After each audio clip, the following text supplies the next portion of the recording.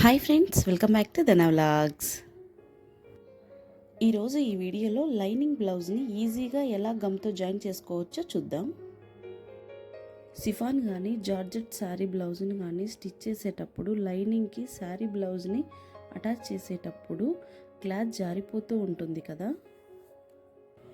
ఎంత జాగ్రత్తగా అటాచ్ చేసినా బ్లౌజ్ కుట్టిన తర్వాత ముడతలు కనిపిస్తూ ఉంటాయి కదా. అలా రాకుండా బ్లౌజ్ నీట్గా రావాలంటే నేను చెప్పే ఈ టిప్ని ఫాలో చేయండి. మీరు ఏ లైనింగ్ బ్లౌజ్నైనా నీట్గా అలాగే తొందరగా స్టిచ్ చేసుకోవచ్చు.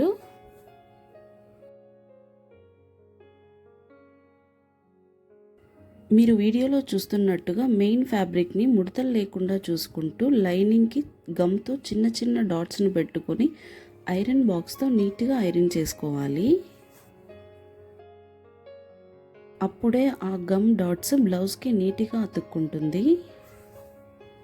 మనం బ్లౌజ్ని గమ్తో అతికించేటప్పుడు ఐరన్ బాక్స్ లో ఫ్లేమ్లో ఉండేలాగా చూసుకొని ఐరన్ చేసుకోవాలి.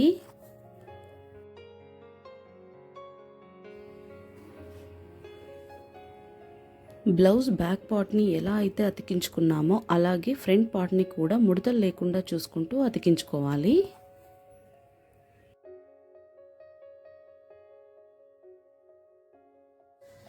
బ్లౌజు బ్యాక్ పార్ట్ ఫ్రంట్ పార్టే కాకుండా హ్యాండ్స్ను కూడా గమ్ముతో ఇలాగే అటాచ్ చేసుకోవాలి. ఈ బ్లౌజ్ క్లాతుల్ని గమ్ముతో అతికించుకొని ఐరన్ చేసుకోవడం అయిపోయిన తర్వాత ఎక్స్ట్రా ఉన్న క్లాత్ని అంతా నీట్గా కట్ చేసుకొని స్టిచ్ చేసుకోవడమే.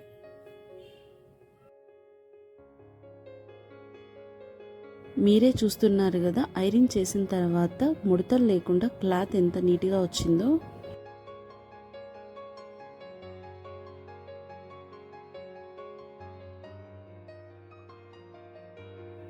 మెత్తగా ఉండే బ్లౌజుల్ని స్టిచ్ చేసుకుని ముడతలు వస్తున్నాయి అనుకునే వాళ్ళకి నేను చెప్పిన ఈ టిప్ యూజ్ అవుతుందనే అనుకుంటున్నాను.